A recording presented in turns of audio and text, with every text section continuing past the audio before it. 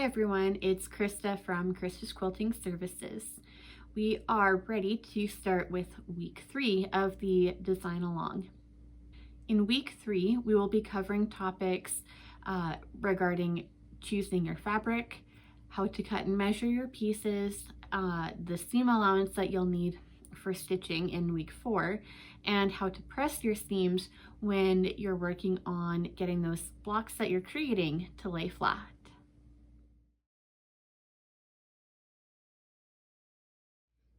I would like to talk about fabric and how to choose some of your color selections. This is going to be very basic with first quilts, or when you're designing things. You don't necessarily need to have maybe the greatest understanding or confidence in what to choose. Just go with things that you like. However, just a few things to note: that fabrics can generally be divided up into categories of light, medium, and dark. So I pulled a few examples of things of what that means.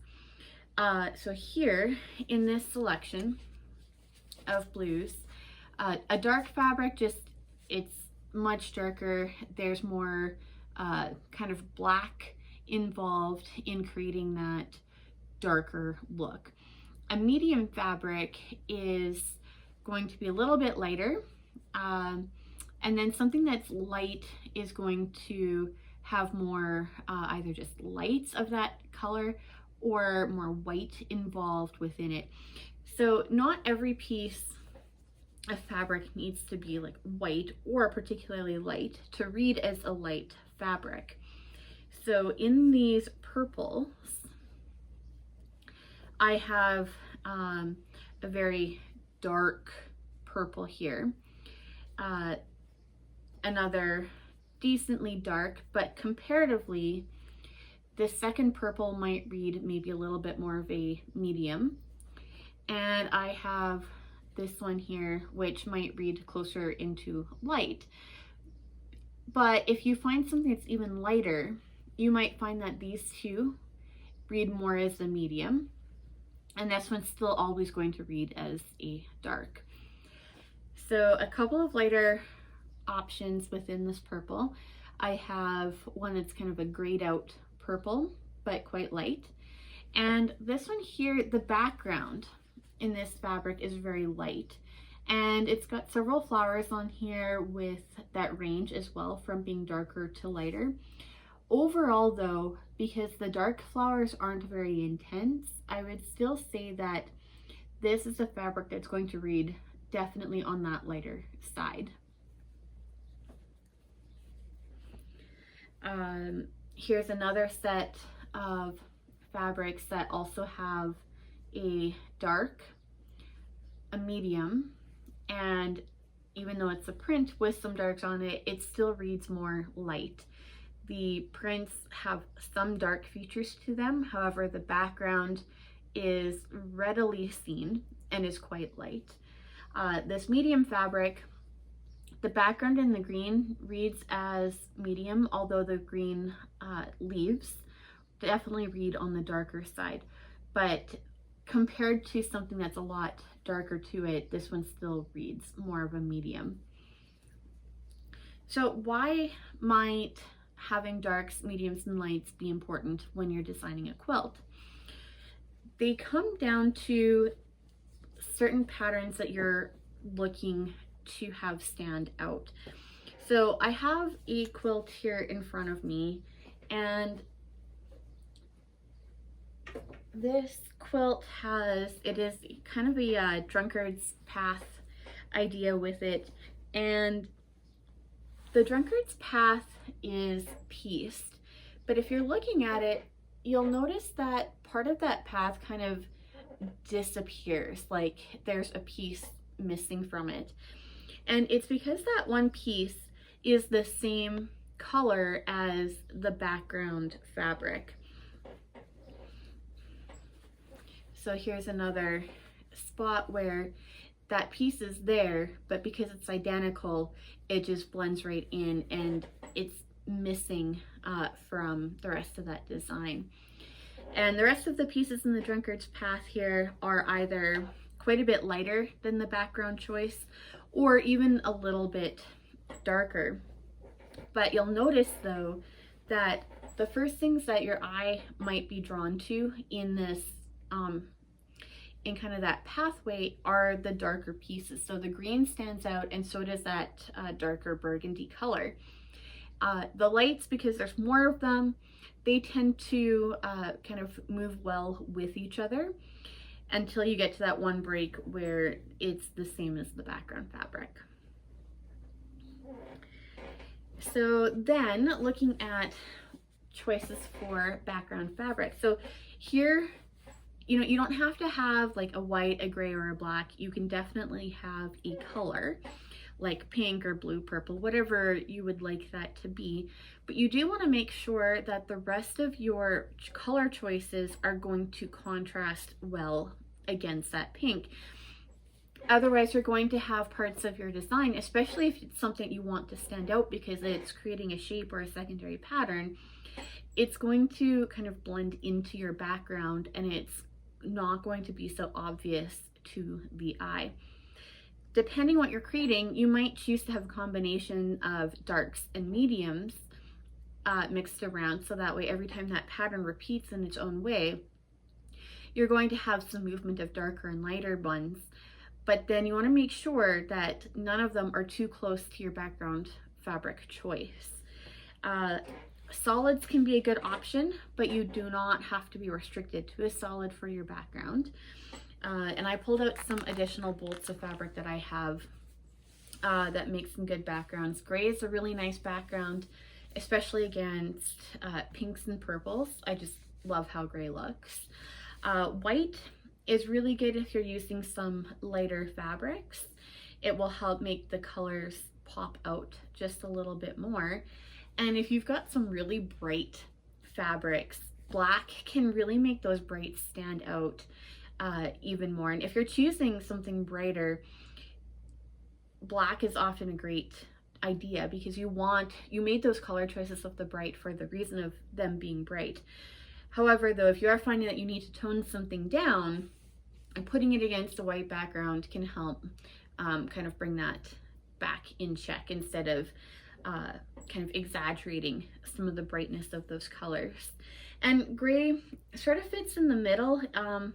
It's not, you know, going to help dull something like white might, but it's certainly not going to create it to pop out in the same way. So whether you choose kind of a tonal thing like black, white, or gray, or if you choose a color for your background, just make sure that it is going to contrast the other color choices that you pick for the rest of the blocks in your quilt. How do you go about preparing your fabric for piecing?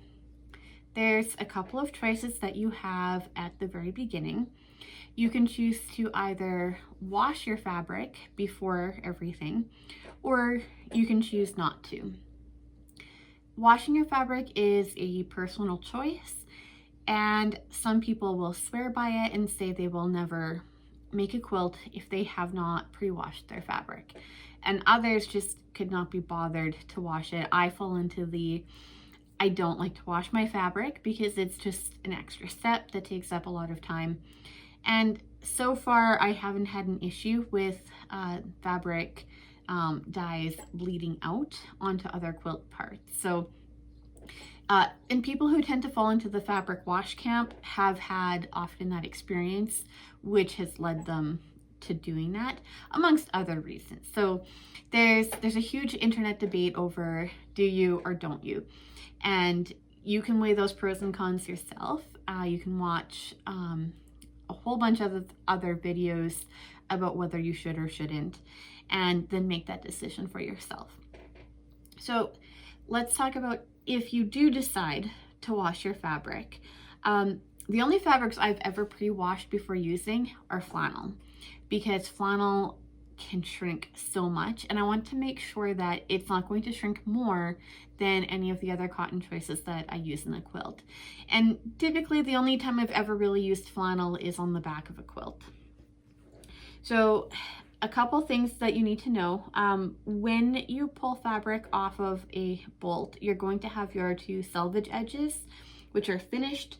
You don't need to worry about them fraying. So this would be an example here at the top of that selvage edge. And then you have the raw edge. A raw edge is the edge that is cut. And this particular piece of fabric has that raw edge on it. If you're going to wash, sometimes these little bits, they're going to fray, and you're going to have a lot of fraying happen along this cut edge.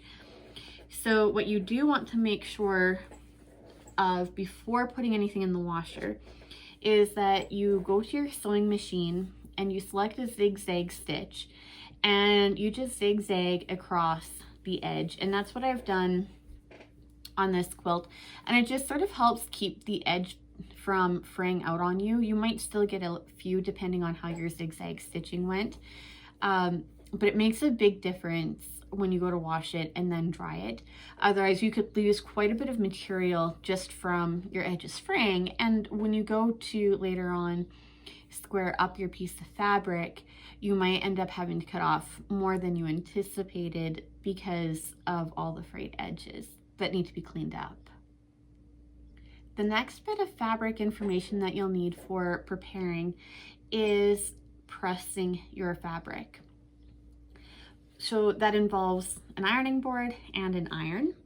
And the reason that you're going to want to press is to get out a whole bunch of wrinkles.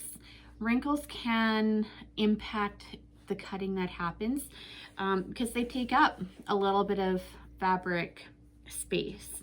And if your fabric isn't laying flat when you go to cut it, it can cause a slight little warp in that cut, which you don't want when you're piecing. You want your cuts to be as straight and even as possible.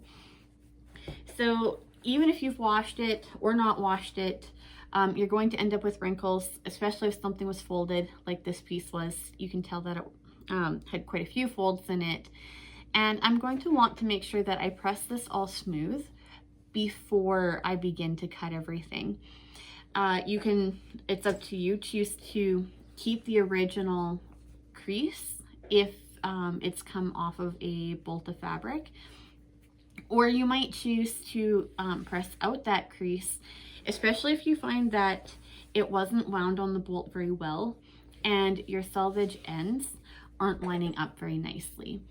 So that is a decision that you'll need to make based on each piece of fabric. However, though, make sure that you do press out any of those fold lines.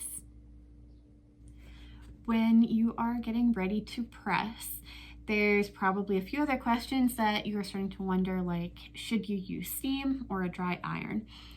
When I'm working on just smoothing out a piece of fabric, typically I will use a dry iron. You can use steam, there's nothing wrong with that. Just be careful that you don't distort your fabric. Cotton, when it's wet, it tends to want to shift and pull, and then as it dries, and if you're pressing it, you can cause it to dry in a distorted way. So unless there's something that's really stubborn, and if you do have a really stubborn crease, you can always spritz on a little bit of vinegar, and vinegar seems to just help the cotton relax and that crease will be gone. And I think you can also use the vinegar to make sure you really set that seam well later, or like a fold if you need something to crease. So it's sort of like that magic thing of uncreasing or recreasing something. You can use vinegar, but typically for the most part a dry iron works just great, and then you can tend to iron it more than press it. And if you're thinking about what that action might look like, if you were ironing a piece of fabric, you're just sort of smoothing that iron over everything, whereas a press is like you lift it, you press it down, and you let it sit there for a little bit, you lift it, your iron, and you're going to press it back down on your fabric. So ironing can work great for smoothing, but later on when we go to talk about pressing seams open from those stitch lines that we're going to be making, that is definitely a pressing motion that you want to do. Ironing can, spread fabric in places that you don't want it to spread. So just watch out for that. Make sure you don't distort your fabric while you are smoothing out your seams.